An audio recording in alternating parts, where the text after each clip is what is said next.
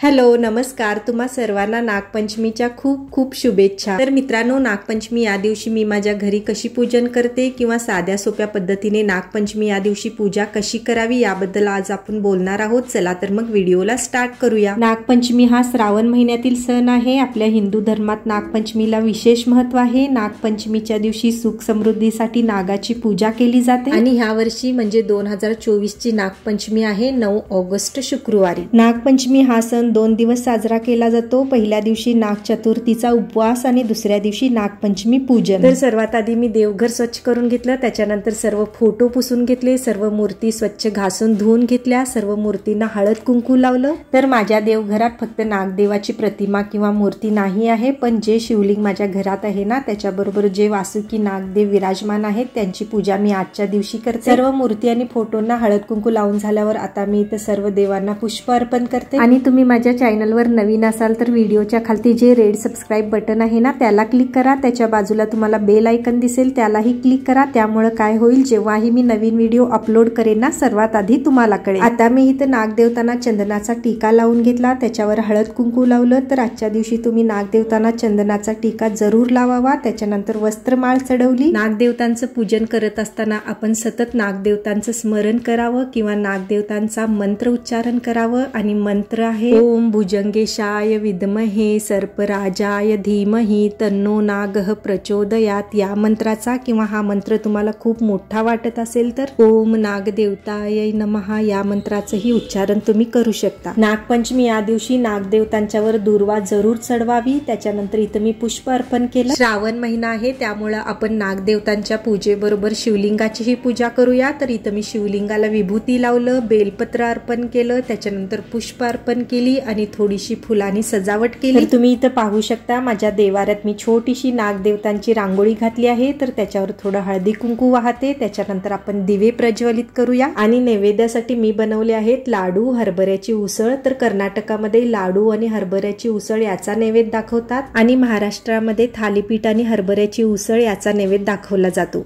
तर आता मी इथं नैवेद्य ठेवून घेतला, त्याच्याबरोबर पाणीचा ग्लास ही ठेवला। आपण आता धूपबत्ती दाखवूया। पूर्ण पूजा झाल्यानंतर आपल्याला नागदेवतांच्यावर दूध चढवायचं आहे, त्यासाठी मी इथं दूध घेतलं आहे। तर आता ही दुधाची वाटी मी साईडला ठेवून देते आणि आपण नागदेवतांची आता आरती करून घेऊया। तर नागदेवतांची आरती मला तोंडपाठ नाही पण पुस्तकात पाहून मी आरती बोलते। तर आता माझी आरती करून झाली आहे। आरती भोवती थोडंसं पाणी दाखवते, त्याच्यानंतर आरती आपण ही घ्यावी। याच्यानंतर मला मंदिरालाही जायचं आहे। तर सर्वात आधी आपण घरातील नागदेवतांच्यावर दूध चढवून घेऊया। नागपंचमी या दिवशी आपल्याला नागदेवतांच्यावर कच्चं दूध चढवायचं असतं। तर इथं मी आता दूध चढवून घेते, त्याच्यानंतर आपण मंदिराला निघूया। तर मित्रांनो, अशा रीतीने मी माझ्या घरी नागपंचमीची पूजा करते। तर आता मी मंदिरात पूजा कशी करते त्याच्याबद्दल ही तुम्हाला दाखवणार आहे। चला तर श्रावण महिन्याचे आराध्य दैवत आहेत भगवान शंकर आणि हा ऋतू आहे पावसाळ्याचा। असं मानलं जातं की या काळात सर्व नाग आपल्या बिळातून जमिनीवर बाहेर येतात आणि जमिनीवर पडलेल्या नागामुळे कोणालाही अपाय होऊ नये म्हणून नागदेवतेला प्रसन्न करण्यासाठी नागपंचमीची पूजा केली जाते। तर आता मी मंदिरात पोहोचले आहे। तर सर्वात आधी मी नागदेवतांच्यावर जल चढवलं, त्याच्यानंतर चंदनाचा टीका लावला, वस्त्रमाळ चढवली, फुलं चढवली, धूपबत्ती दाखवून नैवेद्य ठेवून आरती करून घेतली आणि सर्वात लास्ट मी नागदेवतांच्यावर दूध चढवलं। तर मंदिरात मी अशा तऱ्हेने पूजा करते आणि दुसऱ्या दिवशी पुरणाच्या कडबूचा नैवेद्य नागदेवतांना दाखवला जातो। तर इथे मी पुरणाचे कडबू बनवले आहेत आणि देवाला दही भात पुरणाचे कडबूचा नैवेद्य दाखवला। त्याच्यानंतर आरती केली, नागदेवतांना दूध चढवलं आणि आजही मी मंदिरात जाऊन नागदेवतांची पूजा करते। तर अशा रीतीने मी नागपंचमी साजरी करते। तुम्हाला हा व्हिडिओ कसा वाटला, आवडला तर लाईक करा आणि अजून तुम्ही चॅनलला सबस्क्राईब नाही केला असेल तर चॅनलला सबस्क्राईब करून प्लीज सपोर्ट करा। भेटूया अजून एक नवीन व्हिडिओ सोबत। तोपर्यंत सर्वांना हर हर महादेव आणि नागपंचमीच्या खूप खूप शुभेच्छा।